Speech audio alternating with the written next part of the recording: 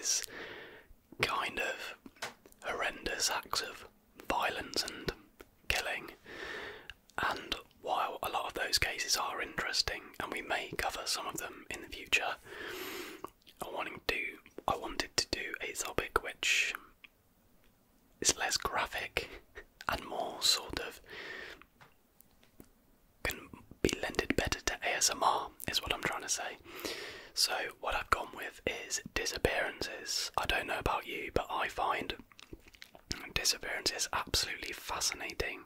Cold cases where it still can't be explained properly what happened to these unfortunate people. I just find it so fascinating and interesting. So this video is sort of going to be split into two parts. All of it is about disappearances in some case. The first article I have, / the first part of the video, will be about sort of better known disappearances, so like kind of like events, whereas the second article / second part of the video is top 10 cold cases on disappearance, and I can't remember whether it's US cases or not, but regardless, I skimmed through both, and there's definitely some very, very interesting stories in there. So we're going to slowly whisper through them together, and hopefully you find this video relaxing as well as entertaining and interesting. So without further ado, let's get into these unexplained disappearances. So we begin with the 5 most mysterious unsolved disappearances of all time. Every year, thousands of families are thrust into a state of limbo when a loved one suddenly goes missing. In one of the most eerie instances, when Malaysia Airlines Flight 370 vanished from the skies exactly 5 years ago this March, a lack of clues kept investigators from making sense of the tragedy, depriving more than 200 families of closure. It's one of the many inexplicable incidents that continue to puzzle authorities and haunt the relatives left behind. Other unsolved cases range from those the FBI has abandoned, like the nearly 50-year-old hunt for the notorious criminal known as D.B. Cooper, to those still ongoing, like the search for Indiana University student Lawrence Spiro, who vanished in 2011. Out of a century's worth of unsolved disappearances that time has revisited, here are 5 of the most mysterious cases. So we begin with that mentioned Malaysia Airlines Flight 370. In what is perhaps the most baffling and tragic aviation mystery of all time, more than 200 people on board Malaysia Airlines Flight 370 appeared to vanish mid-air on March 8, 2014. Despite government officials setting out on what they called an unprecedented search by air and sea that involved multiple countries and spanned at least 3 years, the aircraft and the remains of the 239 passengers remain missing. It's also still unclear what caused the commercial plane to suddenly veer off course. The trip began as usual when the Beijing-bound Boeing 777 aircraft departed as scheduled from Kuala Lumpur, Malaysia, carrying 12 crew and 227 passengers. But it went missing soon after a routine handover between air traffic control systems. Instead of heading to its planned destination, the aircraft flew back across the Malaysian peninsula and made its way to the southern Indian Ocean, officials said. During a news conference last summer, after the release of the latest safety investigation report into the incident, lead investigator Kok Soo-chon said no cause could be confirmed or ruled out. Due to the significant lack of evidence available to the team, he said, we are unable to determine with any certainty the reason that the aircraft diverted. At some point, the aircraft systems were manually turned off, but Cox said signs did not appear to indicate that the flight's pilots had maliciously cut off communication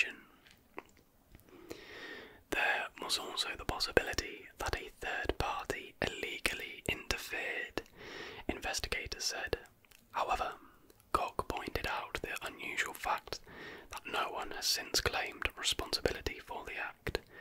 Who would do it just for nothing, he said. The next one is D.B. Cooper. Nearly 50 years ago, an unidentified passenger hijacked a Seattle-bound flight before leaping out of the moving plane with a parachute and $200,000 in ransom money. The daredevil, a man who became known as D.B. Cooper, has since eluded authorities and has almost faded into legend. On November 24, 1971, Cooper bought a one-way plane ticket on Northwest Orient Airlines Flight 305 at an airport counter in Portland, Oregon, according to FBI reports. Dressed in a suit and tie, the traveller didn't appear to arouse any suspicion as he ordered a bourbon and soda while waiting for the plane to take off.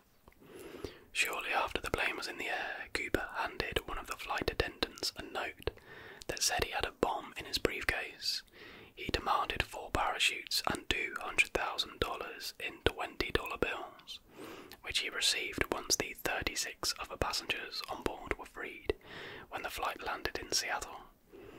Keeping several members of the flight crew on the plane, Cooper ordered them to fly to Mexico City, but then the hijacker surprised his hostages and federal investigators when he suddenly jumped out of the back of the plane long before reaching Mexico. The FBI does not believe Cooper survived, though that theory has never been confirmed. Investigators say he did not appear to be an expert skydiver, since he made the jump at more than 5,000 feet in risky conditions. He was also not dressed suitably for a safe landing.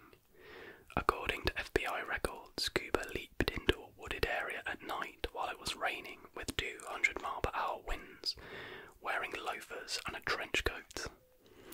The infamous crime is still a subject of intrigue among law enforcement experts and amateur internet sleuths alike.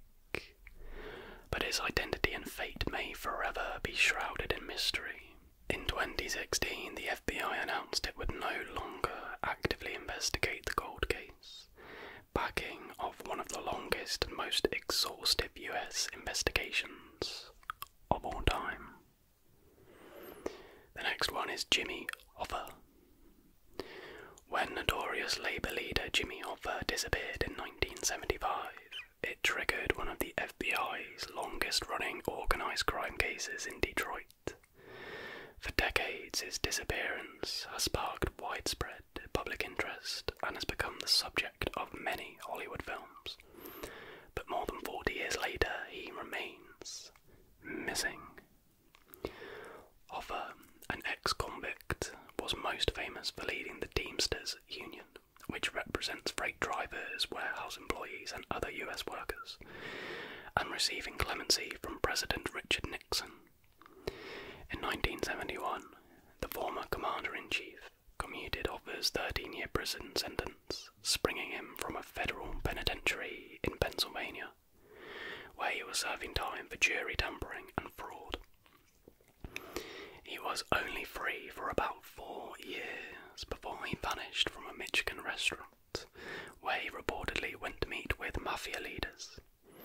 Many speculators believe the powerful union boss was murdered, pointing to his criminal record and the likelihood that he had enemies. The upcoming new Netflix film The Irishman, obviously not upcoming anymore, it is out. It centres around a mob hitman's possible involvement with Hoffa's death. While Hoffa was officially declared dead in 1982, which allowed his children to inherit his estate, his body was never recovered, told Time. An FBI spokeswoman recently told Time his case is still an open investigation.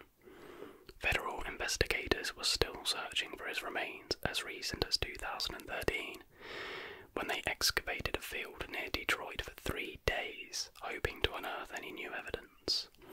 The hunt was again unsuccessful. Of course, we're disappointed, Robert Foley, then head of the FBI's Detroit field office, said at the time. The fourth one is one I believe we've done a dedicated video on before. Amelia Earhart. 80 years after Amelia Earhart vanished while trying to fly around the world, historians and explorers are still trying to solve the vexing disappearance of the pioneering American pilot. Earhart had already broken barriers as the first woman to fly solo across the Atlantic Ocean when she and navigator Fred Noonan embarked on what they hoped would be the first around-the-world flight in 1937. I wish that dog would shut up. The pair had set off for a remote island in the Pacific Ocean called Howland Island from Lae, New Guinea, travelling more than 22,000 miles and completing nearly two-thirds of the historic trip before running dangerously low on fuel.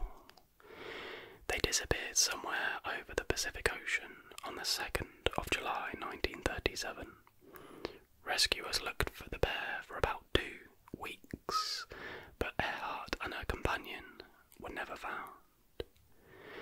In 1939, despite a lack of major breaks in the case, Earhart was officially declared dead by a court order.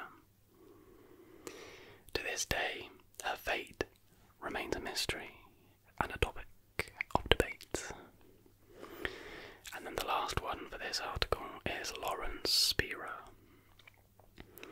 The disappearance of Indiana University student Lawrence Spiro in 2011 sent shockwaves across many college campuses in America. Authorities said the 20-year-old vanished after spending the early morning partying at a downtown bar in Bloomington. She was last seen walking alone outside a classmate's off-campus apartment around 4:30 a.m. on June 3rd, 2011. It sparked a national manhunt, prompting several celebrities, including Stephen Colbert and Kim Kardashian, to spread awareness about the young woman's disappearance on social media. But almost 8 years later, investigators have still been unable to locate her, and many tips have led to dead ends. It's a difficult case from every angle, said private investigator Michael Garavolo, who was hired by Spiro's family in 2011. Among the many roadblocks Garavolo said his team faced was a lack of cooperation from local police departments and a group of young men who Spiro spent most of her time with the day she disappeared. Garavolo said private investigators are still following up on major leads as they surface, but they have not seen significant progress. At this point, he said, there are still no signs indicating that Spiro is alive. Still, the bleak prognosis doesn't change how much he and Spiro's parents want to know the truth of what happened to her. I'm never going to give up, Garavolo said. I feel like I'm looking for a family member. It's become very personal and close to my heart. I just wish I could give them closure. Meanwhile, Spiro's parents yearn for their daughter, who they said loved to play lacrosse and celebrate Valentine's Day. On what would have been Spiro's 28th birthday this January, her mother Charlene penned a heartfelt message to her daughter on Facebook, just as she does every year on the same day. I miss you with every breath, she wrote. Obviously, especially that case is super sad, and some of these might even be out of date, and there might be updated, news on progress on the disappearances. If there has been, then do let me know down below in the comments. But obviously, we're just looking at them because they are really interesting, obviously very tragic and very sad, and I can't even imagine going through something like that. So what I'm trying to say is we're not trying to look at these in any offensive way. They are interesting, as tragic as they are. Disappearances are just intriguing because the thing that I find so interesting about them and so frustrating about them is someone out there knows what happened. Like someone. Like, I don't think the Madeleine McCann case is in this list, but someone out there knows what happened to Madeleine McCann. It sort of blows my mind a bit, but anyways. So, we're now going to move on to top 10 cold cases. Kidnappings. and I believe it is all about the United States. Now the good thing about this one is it's been updated recently, so it actually says in brackets when it has in fact been solved. So, number 1, Paul Joseph Fronczak. We'll go with that. And this has actually been solved now, apparently. Paul Joseph Fronczak was kidnapped as a day-old baby out of a Chicago hospital in 1964. However, this was a case that ended with the good news. He was found 2 years later in a stroller and returned to his parents, according to CNN. At least, it seemed that way for more than 40 years. Fronczak, who is now 56, took a DNA test in 2012 and urged his parents to do the same. The results showed Paul was not related to his parents at all. A DNA technician told him point blank there was no remote way he was their child. Fronczak was left wondering exactly who he is, and the FBI, which initially handled the case, reopened it. But it wasn't until April 2019 that the real Paul Fronczak, whose name was Kevin Beatty, was discovered when Beatty's daughter submitted a DNA sample to a genealogy website. The DNA test results showed a link between Kevin Beatty and Paul Fronczak's parents, Chester and Dora Fronczak. Paul Fronczak reached out to Kevin Beatty, but reportedly has had little communication with him. Before his death from cancer, in April 25, 2020, Kevin Beatty reportedly spoke several times with his birth mother, Dora. His biological father, Chester, died in 2017. The kidnapper, a woman dressed as a nurse in 1964, remains unidentified, but could be Lorraine Fountain, who raised Kevin Beatty in Wexford County, Michigan, who died in 2004. Paul Fronczak wrote an autobiography about his mysterious upbringing, the founding, and lives in Nevada with his daughter. Number 2. Janice Pocket. In July of 2018, the 45th anniversary of Janice Pocket's disappearance, many people in her Dolland, Connecticut town gathered together in her memory. Her older sister remembers the day that Janet went missing, as does her cousin and many others.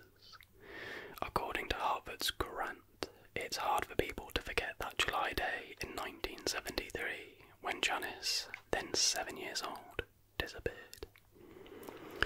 By all report, she had been riding her bike and never came back. According to the Courant, her older sister recalled coming out with her mum and calling her sister's name over and over. Her bike was found less than a mile from her home, and a Connecticut police official commented that she must have been snatched on the way back. The Connecticut State Police initially investigated the case, which has been reopened repeatedly, and it remains the lead agency on the crime. Janice's story has been featured on Discovery Network's Dark Minds, and a Janice Pocket, missing since July 26, 1973, Facebook page contains related information. Number 3. Angela Hammond. Angela Hammond, 20, was 4 months pregnant when she disappeared from Clinton in April 1991. According to the website Unsolved, she was last said to be talking on a payphone to her boyfriend outside a grocery store about 11:45 p.m. The details indicate she told her boyfriend a pickup truck pulled into the parking lot with a grimy-looking white man inside. Not much later, Angela's boyfriend heard her scream, so she rushed to the store, reportedly passing a pickup truck on his way. He heard someone yell, "Robbie," out of the window, and he turned around to follow the truck, but his transmission died 2 miles later. That was the last anyone saw the girl that went by Angie, and the case has never been solved. Number 4. Allison Dalton. It's been 22 years since Allison Dalton, then just a baby, disappeared from her mother's Strasbourg, VA apartment, but detectives are not giving up hope. In July of 2017, the Virginia State Police Department issued a press release along with a photo composite of the infant that went missing, saying it is still looking for leads in her case.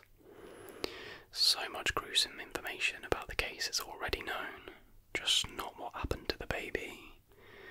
Allison's mother, Selena Jo Dalton, then 20, was found unalived in the apartment that she shared with Allison and her mother. In 2001, Selena's mother filed a wrongful death suit against Allison's former boyfriend, Daniel Bombay, who she said was the child's father and responsible for kidnapping Allison, according to the website Let's Find Them. The Connecticut State Police say that Bombay has not been exonerated as a suspect and continues to work with the Strasbourg Police Department to seek clues and new information. Number 5. Jacob Wetterling. In October 1989, Jacob Wetterling was abducted by a masked man at gunpoint in St. Joseph, Minnesota. According to CBS Minnesota, Jacob was riding his bike with his brother and a friend, and the other two boys were told to run or be shot.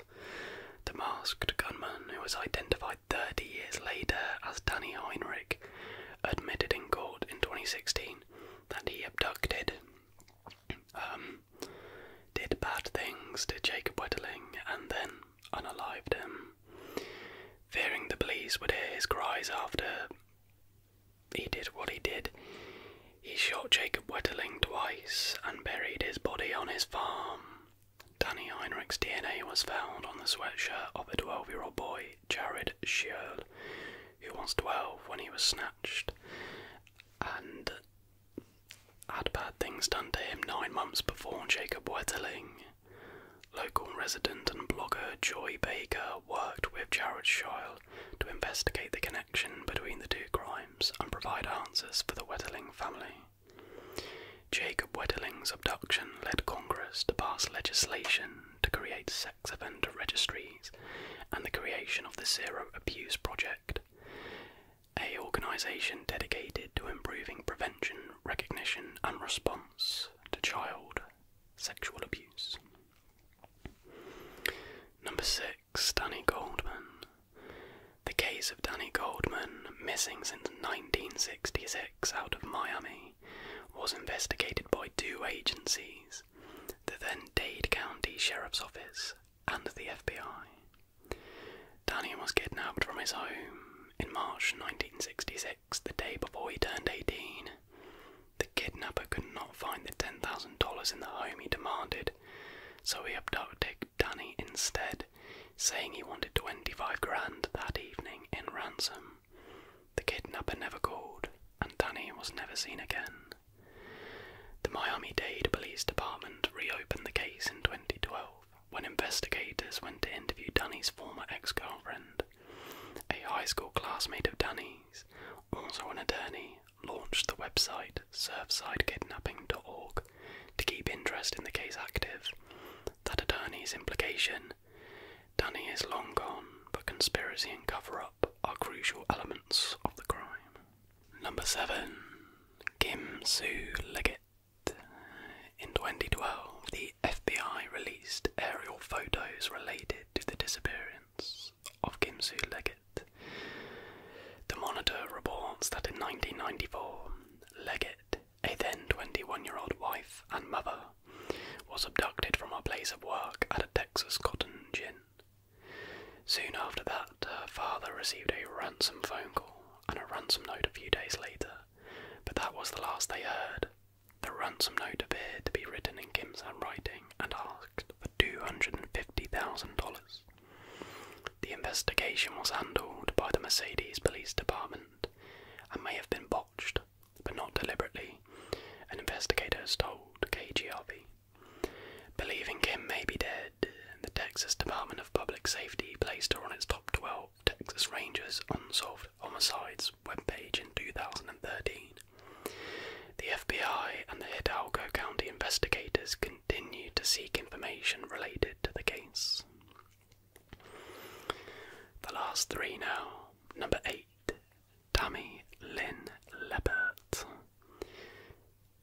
Tammy Lynn Leppert has been missing since July 1983, when she disappeared from Brevard at the age of 18. Leppert was a model who specialised in swimsuit wear and had won more than 300 beauty contests by the time she reached 16. She may have been 3 months pregnant at the time of her disappearance, and a male friend said he last saw her dropping her off outside a Cocoa Beach bank following a disagreement. There were also indications she was having problems at home. Christopher Wilder, a man linked to murders and not nice things of women in the area, was a suspect, but police were never able to connect the two, and Wilder died in a shootout with the police in 1984. The Cocoa Beach Police Department remains the investigating authority on the case and can be reached with any new details. Britney Beers. Britney Beers made the news again in 2012, but not in a way anyone would ever hope for. September 2012 marked 15 years since the then 6-year-old went missing outside of her apartment complex, according to the Sturgis Journal. She was last seen sitting on a bench at about 8:45 p.m. outside of her family's apartment complex. Witnesses indicated that Britney was talking to a man. A red or brown car was described as a vehicle of suspicion in the 1997 crime. A detective with the Sturgis Police Department most recently told WSBT that the girl was probably no longer alive, but there was always hope. The case remained open as of 2012, with the Sturgis Police Department receiving and following up on more than 1,000 tips over the year. In 2015, Daniel Furlong admitted to not doing nice things to Jodi Barak in 2007 in a cemetery in Constantine, Michigan, where her mother found her.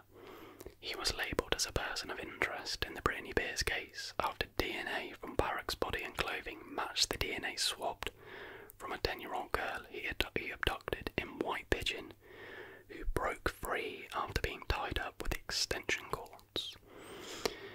As part of a plea deal for these crimes in 2016, Daniel Furlong agreed to take a polygraph test about the Beers case, in which he said he did not kill Britney Beers. The Sturgis police are not done questioning him, but he can't be forced to take a second polygraph test. At 65 years old, Daniel Furlong was sentenced to 30 to 60 years in prison for second-degree murder charges. And finally, number 10, Sabrina Eisenberg. In 2009, CNN featured the disappearance of Sabrina Eisenberg, a 5-month-old, on a true crime show to find and garner attention for her case. Sabrina disappeared in November 1997 from her crib right around Thanksgiving time. The garage was found open and the house door unlocked, and there was no sign of an intrusion. The parents were considered top suspects by the Hillsborough County Sheriff's Office, which received a warrant to bug their home. The FBI indicted the couple, but a federal judge declared the information obtained from the bug in the home inaudible and therefore inadmissible. The couple had also taken polygraphs, but they turned out to be inconclusive, according to Unsolved Mysteries. In 2003, a girl in Illinois was thought to be Sabrina, but DNA proved otherwise. The Hillsborough County Sheriff's Office continues to investigate, and Sabrina has never been found. And there we have it. That was 15 of the most notorious disappearance cases, most of which still remain unsolved today. As I sort of mentioned earlier, the point of these was to, just whisper through, take an inoffensive look, because the point is they are interesting, but what I really hope is all the ones that haven't been fully solved, they all turn up eventually, whether that be in 10 years, 20 years